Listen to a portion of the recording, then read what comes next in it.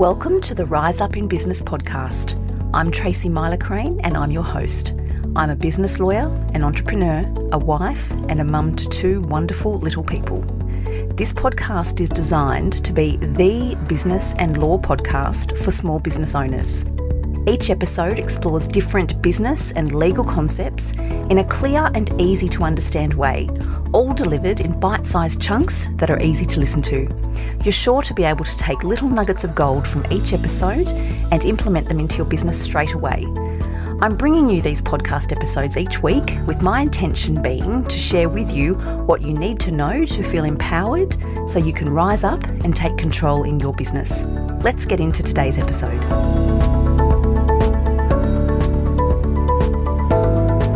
Hello everyone and welcome back to the Rise Up in Business podcast.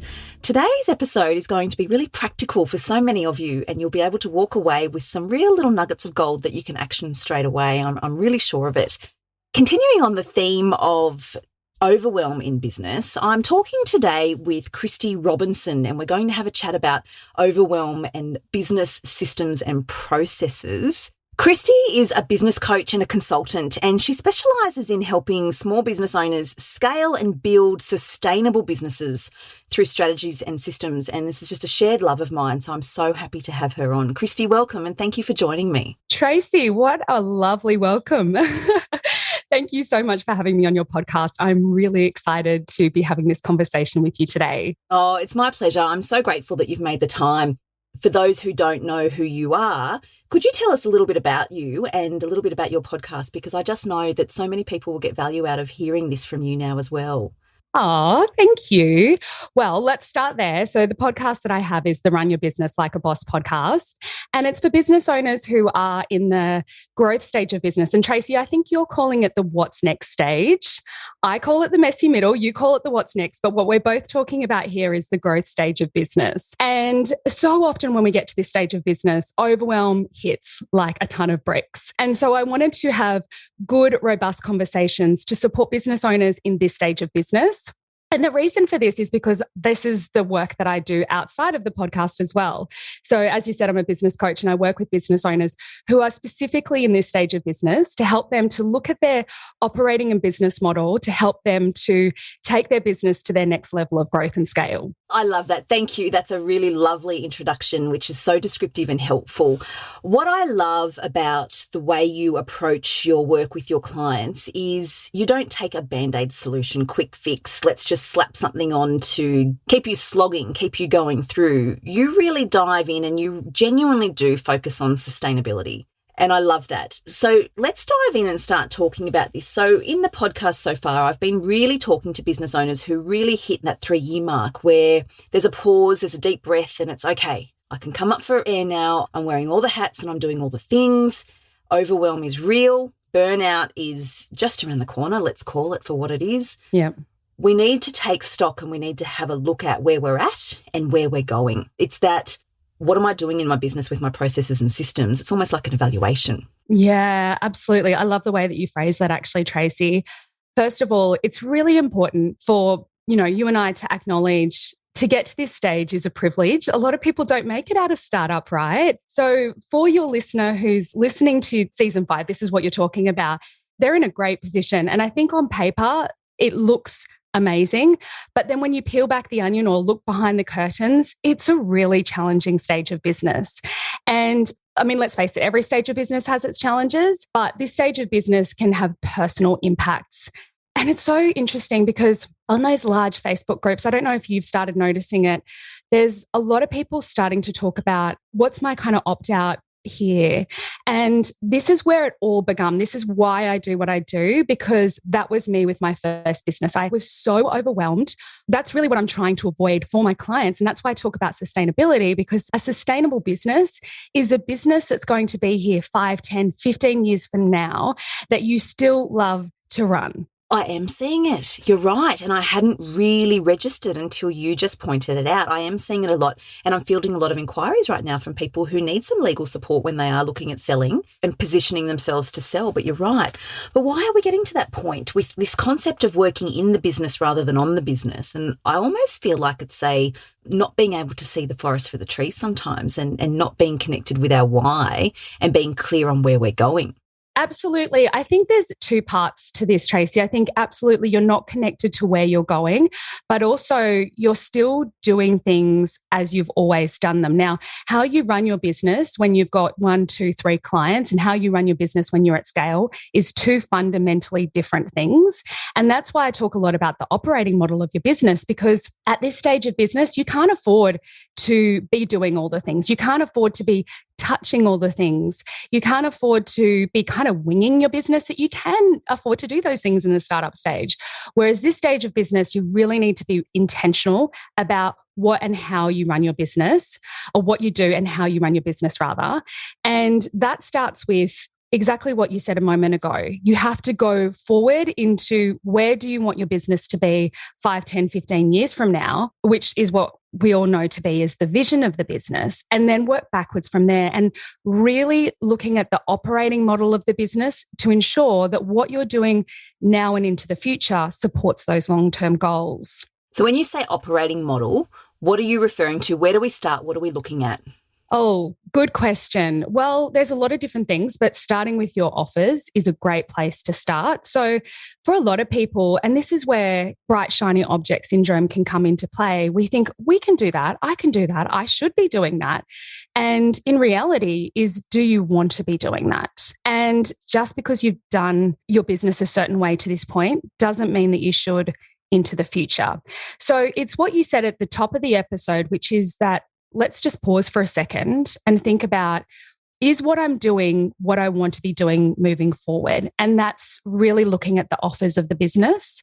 And so that's the first place to start. And then the second place moving on from there is essentially your service delivery. So how are you actually delivering on your transformational promise or the outcomes for your clients? And as high-performing individuals, which let's face it, business owners are high-performing, we want to be able to do all the things for our clients. And do we actually need to? That's the question. Do we actually need to be doing this as part of our offers? And so getting really intentional about the things that are on our to-do list to deliver on our services would be the extension of, well, what is it that we're offering?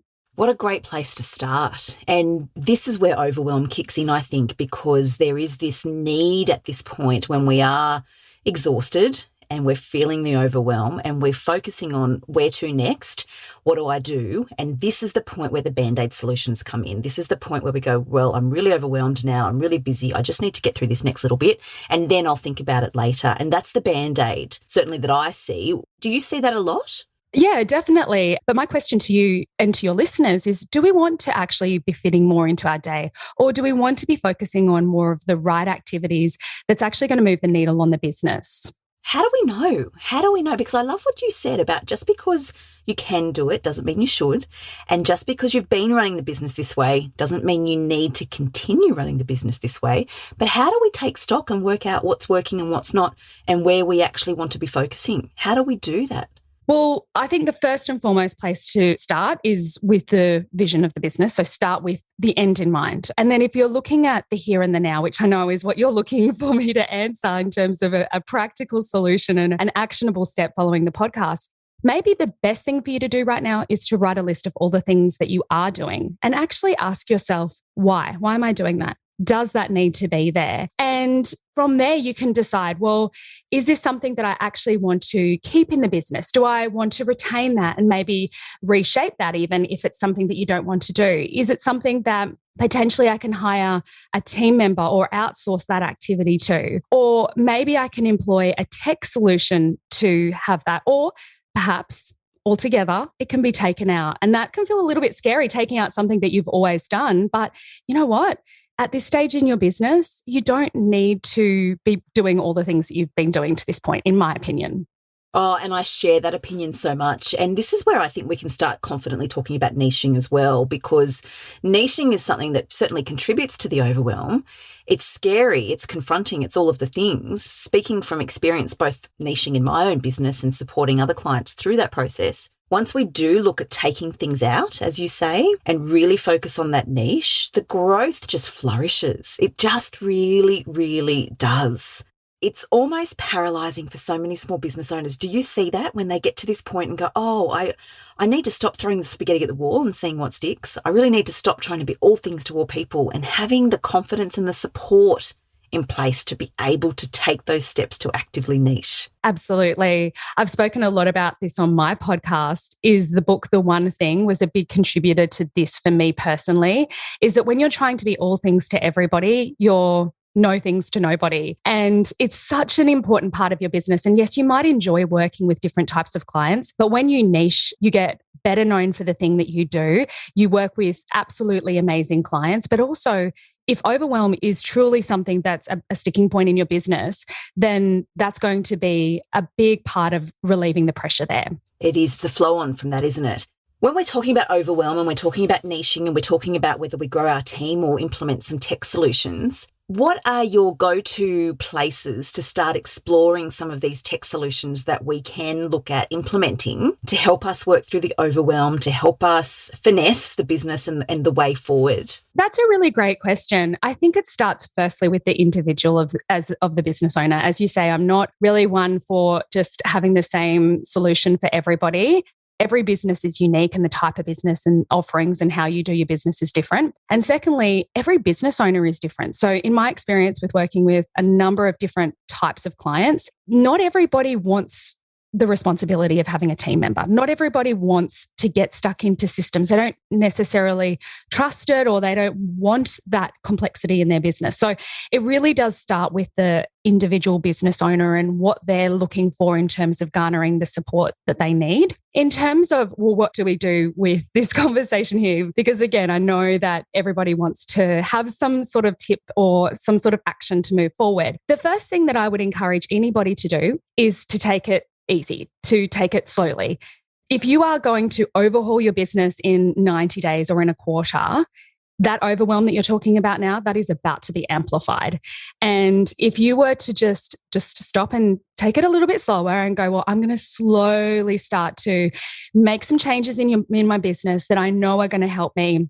And then it's like a building. Like I always use a building analogy. And then you can just start to add on to it and add on to it and add on to it and make it better as you go along, but also it gives you time to test. And so what I mean by that is that you can implement a tool in your business, say, for example, and if it's not working for you, you can have that space to tweak that tool or maybe test a new tool if that tool isn't working for you. But if you kind of go in and go, I'm going to like implement these 6 new systems into my business, you're not going to have that capacity or that space to do that. So I just wanted to preface that first of all. Then in terms of a practical way of, well, what do I do in my business to either add in a tech piece or in a team piece, is to first of all look at repeatable tasks in the business. What are you doing on a regular basis that you could either outsource to a person or you could implement a tool to support you with that? Because if you are manually touching and doing all the things, I see that is a sunk cost. So start there.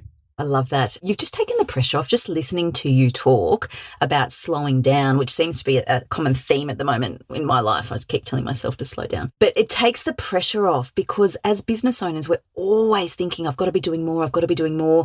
I've been on socials. I've seen this person on Instagram. They're doing that. I'm not doing it. I need to do all the things. First and foremost, pause, slow down and take the pressure off. I love that. I love what you've said here about the touch points. What is it that you're doing often? Let's have a look at that. I support lots of people through setting themselves up to outsource, whether it's to a VA, for example, by way of some type of service agreement or bringing on a team member and getting really crystal clear around what it is we want those team members to be doing. But what you're talking about is the step before that, which is looking at what you're doing and where does this fit, and having the confidence and the courage, I think, to be willing to identify areas of the business and things that we're doing that we can let go of. And then focus on the things that we want to maintain and look at enhancing and improving those in order to be able to move forward in a sustainable way. And I love your focus on sustainability here, because already it feels soothing to me having this conversation, because the pressure's off.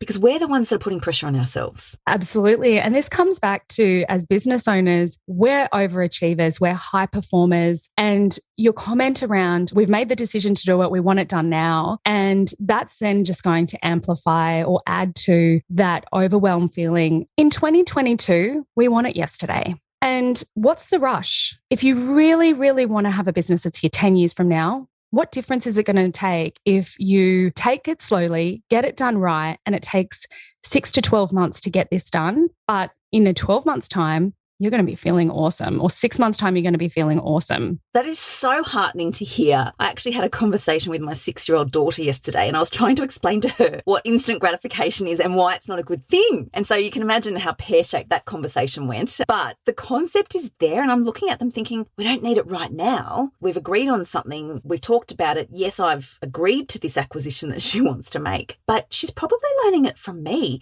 Full transparency here, and I'll share this with listeners. I first reached out to you when I was listening to one of your podcast episodes, and you shared that when it comes to the DISC personality profile, you're a type D and I'm a type D, so no surprises there for anybody. And that was when I connected with you and sharing in that. But on reflection, my 6-year-old is getting this from me. Now, go, go, go, hustle, hustle, hustle, which I'm really trying to let go of, but I don't think I'm realizing how much they're picking up from us. Yeah, I mean, they're little sponges. But, you know, one thing you can't discount, Tracy, is that she's probably a D herself anyway. They have their personalities, I think, regardless of what we do. Like, I know with my 2 children, I've got a high S and I've got a high D. And I'm not an S. I'm very low on S, actually. But I think the thing is that as D-style personalities is that we're very task focused. And this is almost in some cases to our detriment. And this is where knowing your DISC or knowing your Enneagram or whatever profiling you choose to explore gives you an opportunity to go, actually, these are really great aspects of this personality profile. These ones are not so great. And for me personally, when I first stepped into leadership, which was around 2015, I thought that D was a bad thing. But I'm so glad that I've had all of these years to really understand, well, it's who I am and it's how I get stuff done. And it's how I'm so decisive around what I do. But also I need to go, okay, these are the spaces that I actually need to either pull down or pull up. And this is empowering in itself, I've learned along the business journey. And what you're saying becomes encapsulated in having the right support around us to be able to increase our self-awareness and learn these things and learn more tools to have at our disposal to be able to do all the things in a sustainable way in our business, which I love. I talk a lot about the value of being surrounded by the right people in business. And you are most certainly somebody who adds such value to the clients that you work with because of this unique perspective you have and this commitment to supporting business owners through long-term sustainable growth. And the message here, listeners, is slow down. I even have that on a post-it note next to my computer at the moment, just slow down. And there's so much value in it, but we don't come to that realization on our own, and it's not set and forget. And we do need support, which is why people like you and I are here. Yeah. Thank you so much for joining me on this episode. This has just been so lovely to chat with you and to be able to share some of these little pearls of wisdom with the listeners so that they can actually take things away now and implement food for thought, give it more time and more space, I think, to the business, where it's going, and then what does that look like for sustainability and what does that look like for now. I just loved it. Oh, Tracy, me too. Thank you so much for having me on the show. And yeah, I really loved this conversation as well. So tell me, how can people find you if they want to listen along to the podcast or follow you a little more closely on socials? My website is kristyrobinson.com.au, and I'm also on all the socials. And what's your Insta handle? It's KristyRobinson_consulting. Fabulous. Thank you. And we will put all those details in the show notes to make it super easy for people to reach out and track you down. Again, Kristy, thank you. I'm really grateful for your time. Thanks, Tracy. That's it for today's episode. Thank you for joining me. I very much appreciate you taking the time to listen. If you liked the episode, please be sure to hit subscribe so you don't miss any new episodes. And if you found this episode to be of value for you in your business, I would be ever so grateful if you would take a moment to leave a review on Apple Podcasts, because that will help this podcast reach the ears of more business owners. If you haven't already, don't forget to jump over to my website and download your free copy of my annual legal checklist designed specifically for small business owners. And if you're ready to set your business up so you can get paid every time, hassle-free, check out my course, Getting Paid Made Easy. You can access these resources on my website at tmsolicitor.com.au. Remember, in business, prevention is better than cure. I'll be back with another episode for you next week. Until then, take care.